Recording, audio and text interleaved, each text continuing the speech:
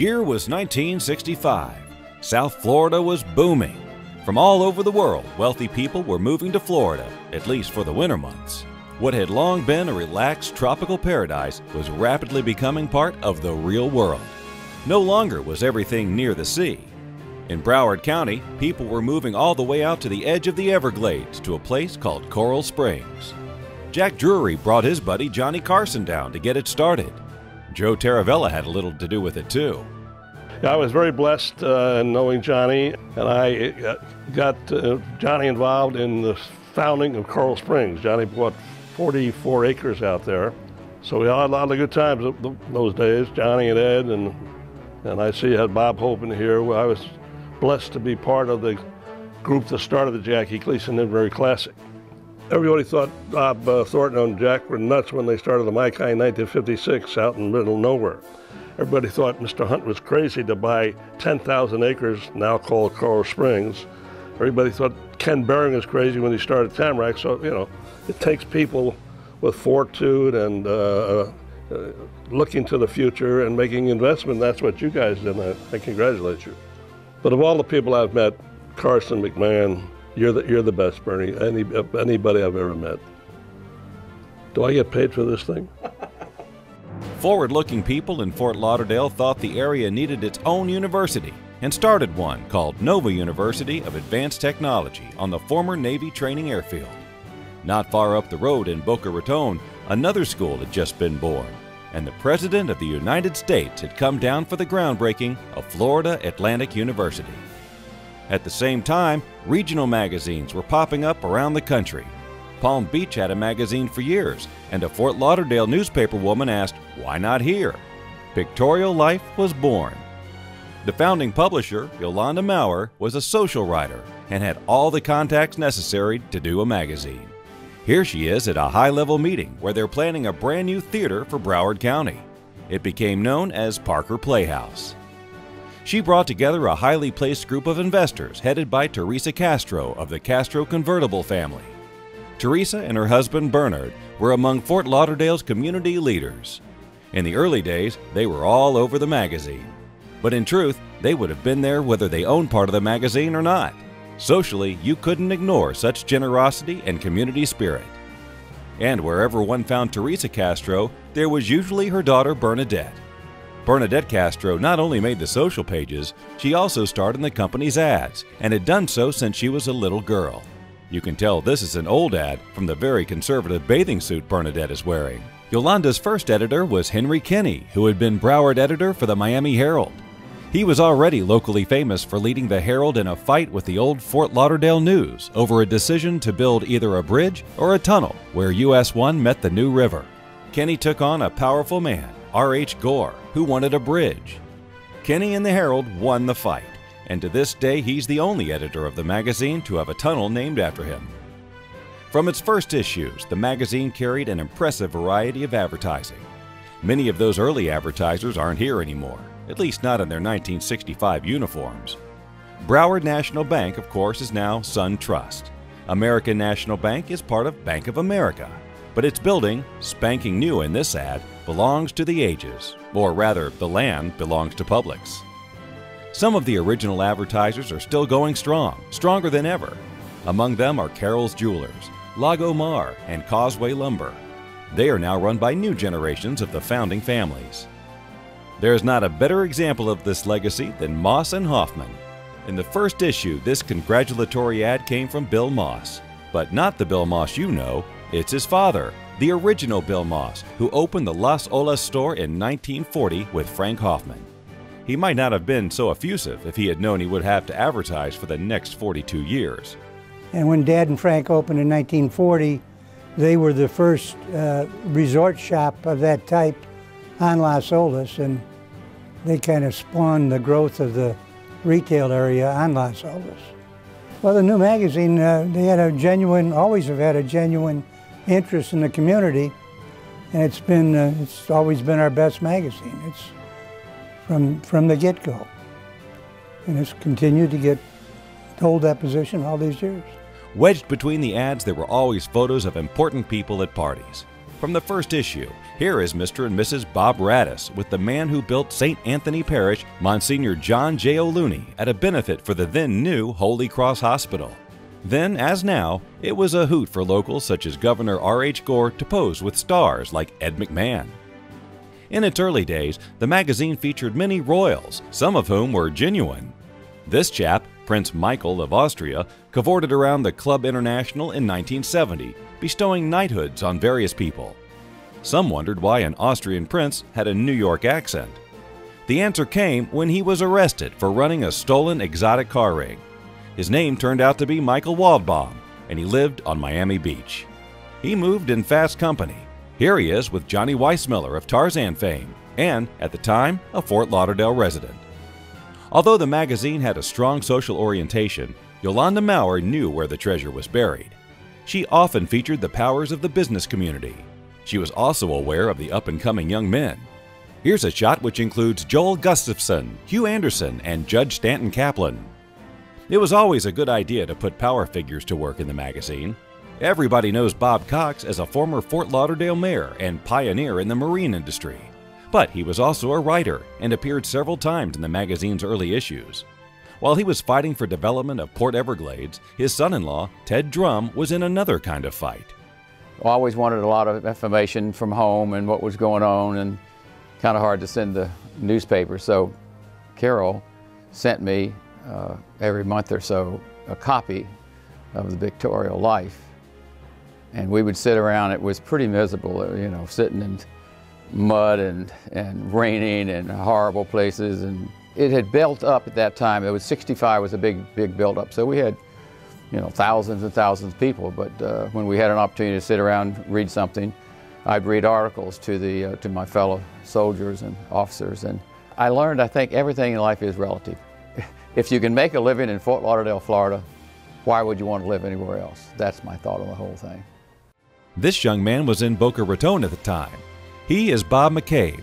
25 years later, Bob would become the chairman of Gulfstream Capital Holdings, the company that Gold Coast magazine grew into. In 1970, the magazine was sold. The buyers came from Philadelphia, led by Bernard McCormick, at the time a senior editor for Philadelphia Magazine. The only thing he knew about Florida was the Mai Kai.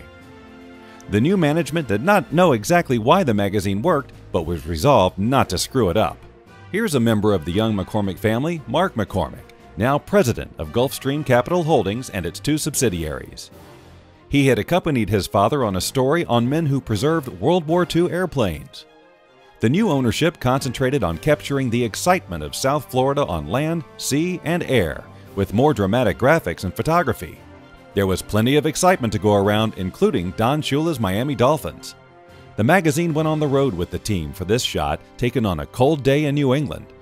It was the season before the team became the only undefeated team in NFL history. From the beginning, the magazine covered Palm Beach County. The new ownership reflected that breadth of coverage by changing the name first to Gold Coast Pictorial and eventually to Gold Coast Magazine. One way to attract attention is to cover the media. This article on the history of the Sun-Sentinel set the tone. Most of the media stars are either retired, relocated, or have gone above. One of the first media stories Bernard McCormick wrote for the magazine was about Joe Amaturo. In his early days as owner of WFTL, Joe was fairly new in town himself, and years later he graciously said this article helped give him standing in the community. I was very happy to have that publicity.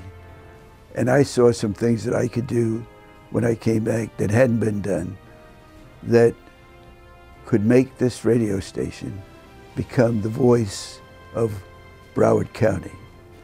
But what I found out when you ran that story about me was that magazines also have good circulation. That story was played back to me many, many times early in 1970.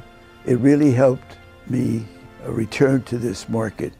When they weren't holding a cocktail, our subjects often held a tennis racket or golf clubs. For sheer clout, it was hard to beat this 1973 spread when Jackie Gleason, President Gerald Ford, Jack Nicklaus, and Bob Hope got together on the course at Inverrary. Thanks for the memories. With an expanding market, there were plenty of big names to go around. For its 10th anniversary, Gold Coast celebrated with a Chris Evert cover. Nobody keeps records, but Chris probably leads the pack on the Gold Coast covers, including this cute 1979 shot when she changed sports for us. Not many regional magazines contribute to history, but Gold Coast did in 1980 when it ran The Last Investigation by Gaten Fonzie. Fonzie had been the star reporter in Philadelphia Magazine and was at the time a partner of Gold Coast. 2 long magazine articles eventually became a book, which is standard reading for those interested in the crime of the century. Fonzie occasionally shows up on the History Channel. The assassination was an unusually strong subject for the magazine, but not the only one of its kind. Fonzie again broke ground with a 3-part story on an Ivy League developer turned drug runner. Ken Bernstein was an air racer, and Fonzie not only buried the rumor that he was alive and hiding in Spain, he also suggested his death in a plane crash was not an accident. Sometimes you had to be fast to keep up with our audience. Here we have the Shelton brothers, Steve and Tom, racing at Road Atlanta in 1976. At the top of the page, that handsome chap lounging against the car is Paul Newman.